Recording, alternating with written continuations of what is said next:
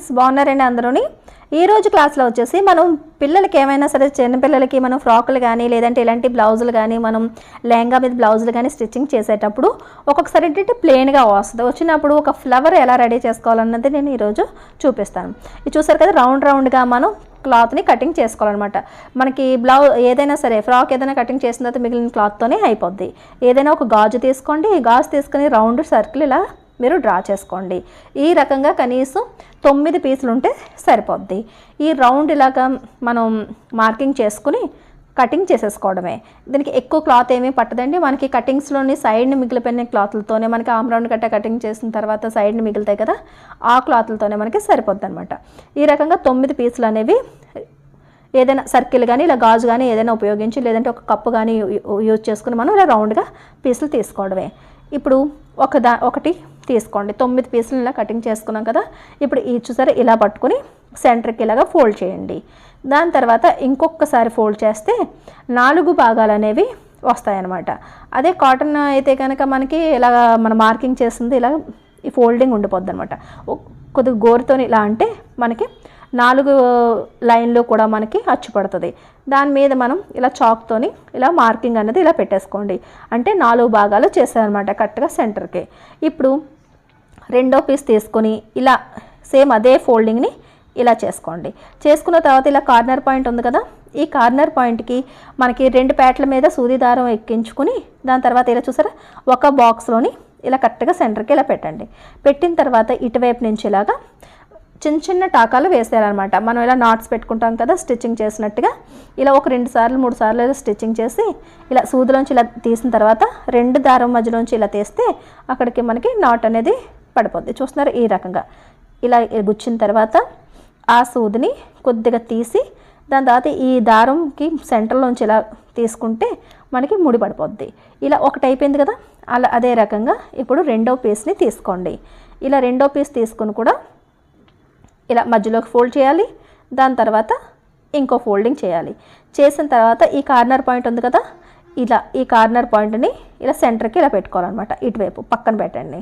ఇలా ఏంటంటే మనకి ఒకదాని తర్వాత ఒకటి 4 పీసులు పెడతామన్నమాట. ఇప్పుడు ఇటువైపుకి వచ్చేటప్పటికి ఇక్కడి నుంచి ఇక్కడికి ఇలాగా స్టిచ్చింగ్ అన్నది చేయాలి. ఇదే రకంగా మనం ఇలా ముడి పెట్టేసుకోవాలన్నమాట. ఇలా ఒక 2 సార్లు 3 సార్లు పెడితే ఇలా సరిపోద్ది అనమాట. దాని తర్వాత మళ్ళీ ఇంకొక పీస్ తీసుకోండి. తీసుకుని సేమ్ ఇదే రకంగా మనం ఫోల్డింగ్ అనేది చేసుకోవాలన్నమాట. ఇలా సెంటర్ చేసుకోండి.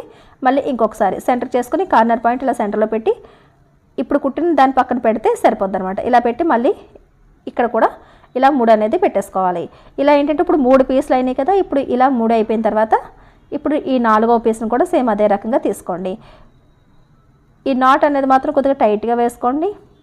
మనకి సెంటర్లోనే ఉంటుంది కాబట్టి ఇది మనకి కనిపించదు అనమాట. మనం కుట్టుకున్న ముళ్ళు కూడా మనకి ఏవి కనిపించవు. తర్వాత మళ్ళీ 4వ పీస్ని ఇటువైపు పెట్టుకోండి. అంటే మొత్తం మీద 4 భాగాలుగా చేసుకున్న దాంట్లోంచి 4 పీసులు అనేవి మనం ఫోల్డ్ చేసుకుని పెట్టేసుకున్నాం.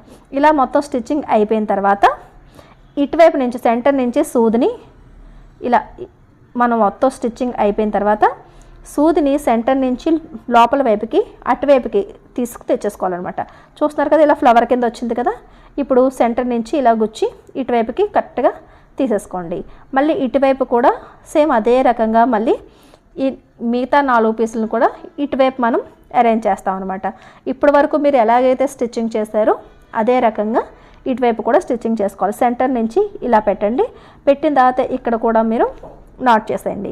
చాలా చక్కగా ఉంటుందండి. మనకి సర్కిల్లో వచ్చింది కాబట్టి దారాలు మనకి ఊడతాయని ఏమీ ఉండదు. ఇదేమో సిల్క్ క్లాత్ అయితే అస్సలు మనకి దారాలు రావన్నమాట. ఒకవేళ ఎక్కువ దారాలు వస్తాయి అని అనిపించేవి ఏమైనా ఉంటే కనుక లైట్గా మీరు క్యాండిల్ పెట్టి అంచులు కూడా మీరు కవర్ చేసుకోవచ్చు. కానీ అంత అవసరం అయితే లేదు. సర్కిల్లో కటింగ్ చేసిన వాటికి త్వరగా మనకి దారాలు అనేవి రావన్నమాట, ఊడిపోవు.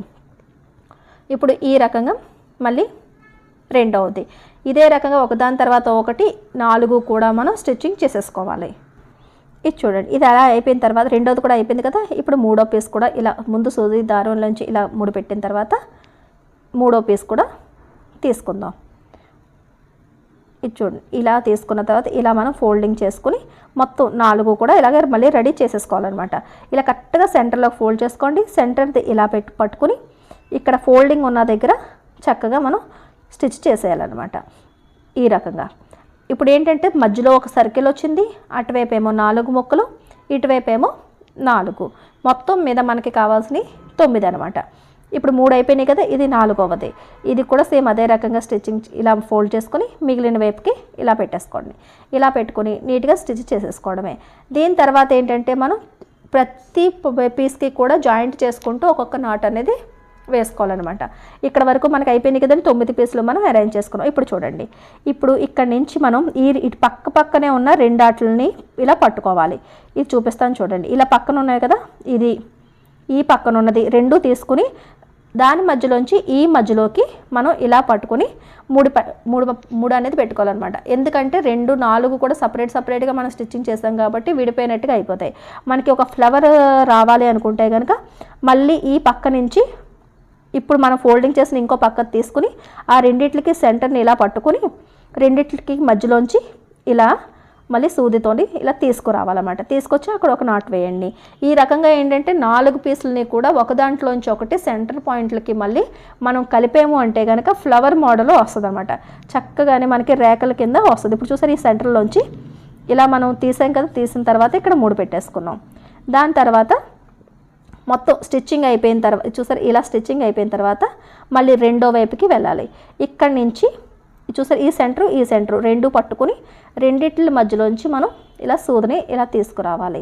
తీసుకొచ్చిన తర్వాత మనం 3 పెట్టేయడమే. ఇదే రకంగా ఇటువైపు 4 ఆటలకి, దాని తర్వాత మళ్ళీ సెంటర్ నుంచి మనం రివర్స్ చేసుకుని ఇటువైపు 4 ఆటలని కూడా మనం కలపాలన్నమాట. పక్కనున్న రెండిట్లకి ఈ సెంటర్లోంచి ఆ సెంటర్కి సూది తీసి 3 పెడితే సరిపోద్ది. ఇప్పుడు చూసారు కదా, చూడండి, ఇది సెంటర్లోనే మనం ఇలా అక్కడ 3 పెడుతున్నాం అనమాట. ఈ రకంగా ఏంటంటే మొత్తం 4 కూడా జాయింట్ అయ్యి చక్కగా మనకి ఫ్లవర్లా విడుతుంది అనమాట. చూసారా, ఈ రకంగా ఇలా నీట్గా అన్నీ కూడా నెమ్మదిగా మీరు స్టిచ్చింగ్ చేసేయండి. ఇలా స్టిచ్చింగ్ చూసారు, ఈ 2 తీసి సెంటర్ 2 ఇలా పట్టుకుని ఇక్కడి నుంచి ఈ సెంటర్ నుంచి ఈ సెంటర్కి ఇలా సూది తీసాం కదా, ఇలా తీసి మళ్ళీ స్టిచ్చింగ్ చేసేయాలన్నమాట. చక్కగా ఇలా సెంటర్కి కరెక్ట్గా ఇలా 3 పెట్టేసుకోవాలి. ఈ రకంగా ఇలా మొత్తం అన్నీ కూడా నాట్స్ పెట్టేసుకోవడమే. ఇది చూడండి, ఈ రకంగా మొత్తం అన్నీ కూడా మనకి స్టిచ్చింగ్ అనేవి అయిపోయినాయి అనమాట. ఇలా ఒకదాని తర్వాత ఒకటి మనకి సెంటర్ చూసుకుని మనం నాట్ చేసేసుకుంటే చూసారా, ఇలా ఇంత అందమైన ఫ్లవర్ అనేది వస్తుంది అనమాట. ఇప్పుడు మనం ఈ సూది దారం ఏంటంటే మనం కట్ చేయకుండా అలాగే ఉంచుకుని మీరు ఏ ఫ్రాక్ అయితే లేదంటే బ్లౌజ్కి ఏదైనా సరే పిల్లలకి ఏదైనా సరే మనం ఎక్కడైతే మనం స్టిచ్ చేయాలనుకుంటున్నామో అది తీసుకోండి. చాలా రకాలుగా మనకి లెహంగాలకి డోరీలకి మన దగ్గర లట్కన్ దగ్గర యూజ్ చేసుకోవచ్చు, అంటే హ్యాంగర్స్ బ్లౌజ్ హ్యాంగర్స్ యూజ్ చేసుకోవచ్చు. అదే రకంగా చూడండి, ఫ్రాక్కి నేను ఈ సైడ్ని ఇక్కడ పెడదాం అనుకుంటున్నాను. ఇది లెహంగా మీద వచ్చిన బ్లౌజ్ పీస్ అనమాట. ఇక్కడ మనం మార్కింగ్ చేసుకుని ఇక్కడ ఫ్లవర్ సెంటర్ రావాలి అని అనుకున్నప్పుడు ఇక్కడ నుంచి ఈ సూదితోనే మనం డైరెక్ట్గా స్టిచ్చింగ్ అనేది చేసేసుకోవాలన్నమాట. మామూలుగా మనం అన్నీ స్టిచ్చింగ్ చేసిన తర్వాత సూది దారం అనేది సెంటర్లోనే ఉంటుంది. ఇలా ఇక్కడ నుంచి తీసుకుని లోపల వైపు నుంచి ఇది చూసారు కదా, ఇలా లోపల వైపు నుంచి పట్టుకుని ఫ్లవర్కి అలాగే క్లాత్కి రెండిట్లకి కూడా మనం ఇలా అటాచ్ అయ్యేటట్టుగా ఒక 2-3 కుట్లు వేసేసుకున్నాము అంటే కనుక ఇలా పట్టుకుని చక్కగా ఫ్లవర్తో పాటు మన డ్రెస్కి కూడా ఇలా 3 అనేది వేసేసుకోవాలన్నమాట. సూది దారంతో ఒక 2-3 సార్లు అన్నా సరే ఇలా నాట్ చేసి కట్ చేసేసుకోవడమే. ఇలా కటింగ్ చేసిన తర్వాత కూడా చక్కగా మీకు 3 ఫ్లవర్స్ కావాలనుకుంటే 3 రెడీ చేసుకుని ఒకదాని తర్వాత ఒకటి పెట్టుకోవచ్చండి. చిన్నపిల్లలకి అయితే ఇంకా చాలా అందంగా ఉంటుంది. చూడండి, ఇది చిన్నపిల్లలది బ్లౌజ్ అనమాట. చూసారా ఎంత అందంగా వచ్చిందో, రోజ్ అందంగా వస్తుంది. ఏ కలర్లో అయితే ఉందో సేమ్ కలర్ అన్నా సరే మీరు యూజ్ చేసుకోవచ్చు. ఇలా ఒకసారి ట్రై చేసి చూడండి మీ పిల్లలకి. సరేనండి, వీడియో నచ్చినట్లయితే కనుక ఒక లైక్ ఇవ్వండి.